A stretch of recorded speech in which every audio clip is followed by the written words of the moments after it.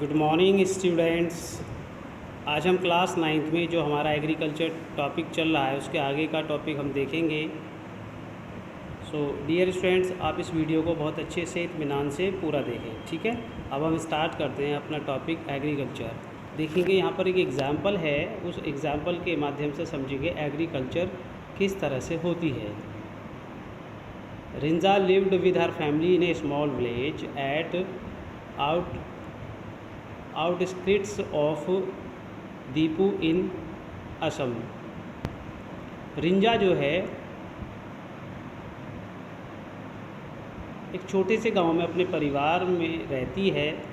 कहाँ पर? दीपू के असम में, ठीक है। She enjoys watching her family members clearing, slashing and burning a patch of land for cultivation. और वो क्या कर रही है, वो उसको इंजॉय कर रही है। किसको? एक ज़मीन के टुकड़े में आग लगा करके उसकी एशिस को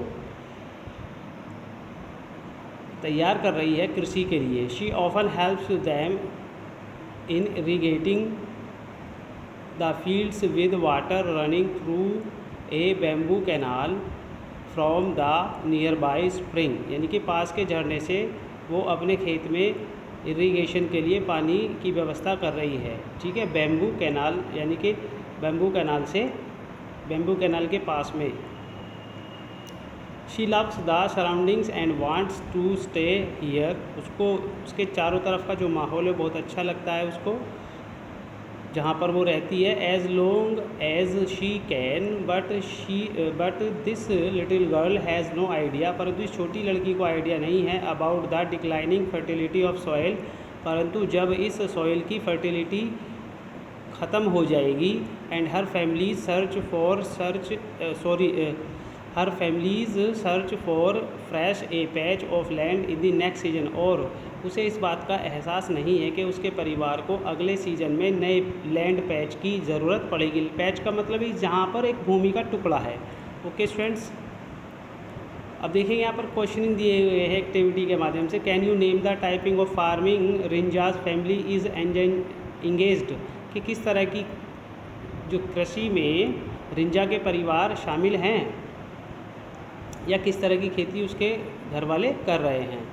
can you enlist some crops which are grown in such farming. क्या आप उन फसलों की लिस्ट बना सकते हैं जो फसलें इस प्रकार की कृषि में उगाई जा रही हैं। रिंजाज फैमिली इज़ इंगेज्ड इन झूम कल्टीवेशन फार्मिंग। ओके, सबसे पहला जो हमारा आंसर है वो है रिंजा की जो फैमिली है वो झूम कल्टीवेशन है। झूम कल्टीवेशन को स्थानांतरित कृषि भी कहते हैं। In such farming are grown rice, jowar, millet, potato etcetera.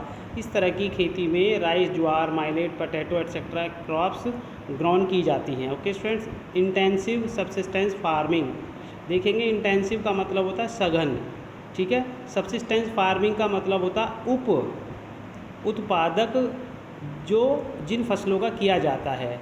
This type of agriculture is done more in those areas where land for agriculture is limited. ये सब्सिस्टेंस फार्मिंग उस एरिया में की जाती है जहाँ पर एग्रीकल्चर के लिए जो लैंड जो है बहुत ज़्यादा सीमित है।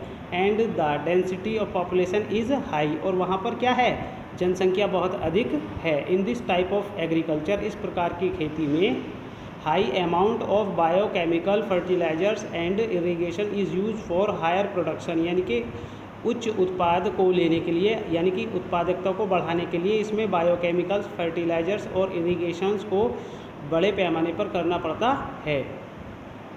The production per hectare is high in this agriculture. इसकी जो पर हेक्टेयर जो प्रोडक्शन होती है वो बहुत ज़्यादा होती है। Due to the right of inheritance in land ownership, the size of source of constantly getting smaller and unviable. यानी कि जो जिस लैंड पे ये जो फार्मिंग की जाती है ये बहुत ही छोटी होती है साइज में। In this agriculture the farmers try to get maximum yield from limited land due to lack of alternative employment. तो ऐसी कंडीशन में क्या होता है, जो फार्मर्स होते हैं जो इन लैंड्स पे जो कृषि करते हैं वो कम समय में अधिक से अधिक फसलों को उगाते हैं ताकि वो बेरोजगार ना हों। ताकि उनका जो रोजगार का जो अवसर है वो निरंतर बना रहे। Hence the pressure on agricultural land is very high, यानी कि इस तरह की जो एग्रीकल्चरल लैंड होती है उस पर बहुत अधिक दबाव होता है, यानी कि हम लैंड को किसी भी तरह से रेस्ट नहीं होने देते हैं। जबकि होता क्या है, एक रिलायबल जो प्रोसेस होता है एग्रीकल्चर को प्रोड्यूस करने का, वो होता है कि हम कम से कम 2 से 3 महीने के लिए लैंड को खाली छोड़ देते हैं। उससे क्या होता है, हमारी लैंड की जो फर्टिलिटी होती है वो डेवलप हो जाती है। In India subsistence farming is practice in states of Punjab, Haryana, Uttar Pradesh, Bihar, Assam, West Bengal etcetera. इन सभी राज्यों में सब्सिस्टेंस फार्मिंग होती है, यानी कि इन सभी स्टेट्स में जो हमारा एग्रीकल्चरल प्रोडक्शन है ये भी बहुत ज़्यादा हाई है। पंजाब, हरियाणा, उत्तर प्रदेश के अंदर गेहूँ बहुत अच्छा होता है, बिहार में भी गेहूँ बहुत अच्छा होता है, असम के अंदर जो हमारी ब्रेवरेज प्लांट्स हैं वो बहुत ज़्यादा होती हैं, वेस्ट बंगाल के अंदर राइस होता है, ओके, राइस हमारे यूपी में भी होता है, बिहार में भी होता है। मिसलेनियस क्रॉप्स यहाँ पर प्रोड्यूस की जाती हैं सब्सिस्टेंस फार्मिंग के माध्यम से। अगला देखेंगे commercial farming. Commercial agriculture is a form of agriculture in which crops are grown mainly for the purpose of selling और ट्रेडिंग, यानी कि जिन फसलों का उत्पादन केवल किसके लिए किया जाता है, बेचने के लिए किया जाता है, इनको हम कॉमर्शियल क्रॉप्स कहते हैं। ये क्रॉप्स जो है डायरेक्टली मार्केट में सेल आउट होती हैं। इन this agriculture additional agriculture production is done for export. इससे क्या होता है, इस एग्रीकल्चर में हम जो एग्रीकल्चर प्रोडक्शंस होती है वो उसे हम एक्सपोर्ट करते हैं। This agriculture is done on large farms, ये बड़े बड़े लैंड फार्म्स पर की जाती है। Modern techniques such as high yielding seeds, यानी कि उच्च क्वालिटी के बीजों के माध्यम से chemical fertilisers and pesticides are use to achieve higher productivity in this agriculture. इस कृषि में हाई प्रोडक्टिविटी गेन करने के लिए केमिकल फर्टिलाइजर पेस्टिसाइड्स का प्रयोग किया जाता है अलोंग विद एक्सेसिव कैपिटल, और इस प्रकार की खेती के लिए बहुत ज़्यादा हमें पैसे की भी आवश्यकता होती है या पूंजी की आवश्यकता होती है। Workers are also used in this agriculture, इस प्रकार की जो खेती होती है उसमें अलग से भी वर्कर्स को लगाया जाता है। The level of commercialisation under this agriculture varies from state to state, as in Haryana and Punjab rice is commercial crops whereas it is a primitive subsistence farming crop in Orissa, Haryana, Punjab के अंदर राइस प्रोडक्शन किया जाता है primitive subsistence farming में। In this agriculture cash crops are mainly grown because they yield good price in the market, यानी कि इस प्रकार की कृषि में जो कैश क्रॉप्स जो डेवलप की जाती हैं, ग्रोन की जाती हैं, उससे क्या होता है मार्केट में इन क्रॉप्स का बहुत अच्छा प्राइस मिलता है। In Punjab, Haryana and eastern Uttar Pradesh wheat and paddy are cultivated commercially, यानी कि उत्तर प्रदेश, पंजाब, हरियाणा, ईस्ट यूपी में यानी कि कल्टिवेटेड किया जाता है कॉमर्शियली क्या, वीट और पैडी। वाइल इन, जबकि in Madhya Pradesh, Bihar etcetera these crops provide subsistence to people of these regions, यानी कि इन राज्यों के लोग जो हैं वो इन फसलों को इन क्षेत्रों में उगाते हैं। Planting agriculture is also a type of commercial agriculture in which crops are mainly grown keeping in mind the market and trade, यानी कि मार्केट और ट्रेड को ध्यान में रखते हुए प्लांटिंग कॉमर्शियल एग्रीकल्चर की जाती है। Cash crops are grown under this culture, इस एग्रीकल्चर के अंदर हम कैश क्रॉप्स को भी उगाते हैं। Which are produced only for the purpose of sale, किसके लिए, इन फसलों को बेचने के उद्देश्य से उगाया जाता है। Important plantation like tea, coffee, plant का मतलब यहाँ पौधे से है। Important plantations like tea, coffee, rubber, sugar cane, banana etcetera are plantation crops, यानी कि प्लांटेशन क्रॉप्स क्या हैं, tea, coffee, rubber, sugar cane, banana etcetera. Under planting agriculture a single crops is grown on a large scale, यानी कि यहाँ पर क्या होता है, सिंगल क्रॉप्स को लार्ज स्केल पर उगाया जाता है। ए large amount of capital is invested in this farming, इस प्रकार की कृषि में लार्ज अमाउंट की आवश्यकता होती है। Modern science and technology is use in this farming. आधुनिक तकनीक का प्रयोग इन फसलों को उगाने में किया जाता है। Extensive plantation, efficient management, technical knowledge, scientific machinery, fertiliser, pesticides and developed transport system, markets etcetera, ये सभी मिलकर के एक प्लांटेशन कैश क्रॉप्स को डेवलप करते हैं। और ऑल्सो रिक्वायर्ड, ये सभी आवश्यक होते हैं इन फसलों को उगाने के लिए। All the production derived from this type is used as raw material in various industries. Planting agriculture requires a large amount of workers. Planting agriculture में एक लार्ज स्केल पे वर्कर्स की आवश्यकता होती है। क्रॉप्स फॉर्मेट क्या होता है देखेंगे। Many types of food grains, fruits, spices etcetera are produced in India under these crops seasons. यानी कि इन दीज क्रॉप्स जो सीजन्स होते हैं, जो हमारे ऋतुएं होती हैं, जो हमारे मौसम होता है, उसके अकॉर्डिंग हम क्या करते हैं, फ्रूट्स, ग्रेन्स, स्पाइसेस प्रोड्यूस करते हैं भारत में। These crops season include rabi, kharif and zaid crops on which description is below. यानी कि रबी, खरीफ, जायद। डियर स्टूडेंट्स, इस बात को बहुत ध्यान से समझें।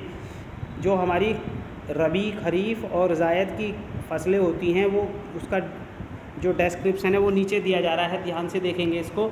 रबी क्रॉप्स में क्या क्या आती हैं। These crops are sown between October and December. Sown का मतलब होता उगाना, ध्यान रखना। They are harvested in the middle of April to June. इनकी हार्वेस्टिंग की जाती है वो मध्य अप्रैल से जून तक की जाती है। Wheat, barley, peas, grams, mustard etcetera. यानी कि पीज, ग्राम्स, मस्टर्ड, इन सभी क्रॉप्स को हम उगाते हैं। Are the main rabi crops are cultivated more in North India में रबी क्रॉप्स प्रोड्यूस की जाती हैं। The success of green revolution in Punjab, Haryana, western Uttar Pradesh has increased the yield of rabi crops. Green revolution के कारण पंजाब, हरियाणा और पश्चिमी उत्तर प्रदेश में इन फसलों, रबी की जो फसलें हैं, इनमें वृद्धि हुई है। Kharif crops are sown in June and July when monsoon arrives and harvested in September October. यानी कि खरीफ की फसलों को जून और जुलाई में लगाया जाता है, जबकि यहाँ पर जून और जुलाई में क्या आता है, मानसून आता है, और सितंबर अक्टूबर में इन फसलों को बोया जाता है। Paddy, maize, jowar, bajra, arhar, moong, urad, cotton, jute, groundnut and soybean are the main kharif crops. ये सारी की सारी मेन खरीफ क्रॉप्स हैं। इन असम में, West Bengal, Orissa, three crops of paddy, aus, aman and boro are grown in a year. पूरे वर्ष में यहाँ पर इन तीनों फसलों को उगाया जाता है, वेस्ट बंगाल और उड़ीसा में। Zaid crops are grown in mid summer between rabi and kharif. यानी कि जायद फसलों को मिड समर में, यानी कि मध्य जो ग्रीष्म काल होता है उसके साथ बोया जाता है। Rabi and kharif crops watermelon, muskmelon, cucumber, vegetables and green fodder are the main zaid crops में तरबूज, खरबूजा, ककम्बर, ककड़ी, वेजिटेबल्स और सब्जियां और ग्रीन हरी पत्तेदार सब्जियों को उगाया जाता है। मेजर क्रॉप्स देखेंगे कौन कौन सी होती हैं। Due to difference in soil, climate and cultivation जो practices in India, many types of food and non edible crops are grown in different regions. The main crops grown in India are rice, wheat, coarse, grains, pulses, tea, coffee, sugar cane, oil seeds, cotton, jute etcetera.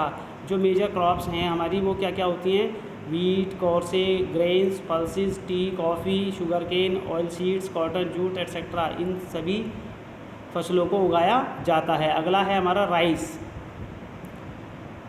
Most of the people in India have been cultivating food grains like rice since ancient times. Bharat में प्राचीन समय से rice की cultivation हो रही है।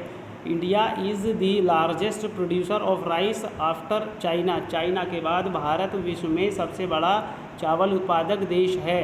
Rice is a kharif crops. Rice जो है खरीफ क्रॉप्स में आती है। Important detail related to cultivation are given in the following way. Dear students, इसको मैं कल डिस्कस करूँगा, अगली वीडियो में देखेंगे। टेम्परेचर वाली जो हमारी हेडिंग है उसको मैं आपको समझा रहा हूँ। Temperature for rice cultivation, high temperatures beyond 25 degree centigrade are required in the period from sowing to harvesting. जिस वक्त चावल को बोया जाता है या उगाया जाता है उस वक्त जो है 25 डिग्री टेम्परेचर होना चाहिए। डियर स्टूडेंट्स, ये ध्यान रखें, किसी भी क्रॉप्स को प्रोड्यूस करने के लिए या उगाने के लिए उस एरिया में पाई जाने वाली जो क्लाइमेटिक कंडीशंस हैं, mainly temperature is the play important role to produce any type of crops. Okay dear students, watch this video very seriously. Good bye.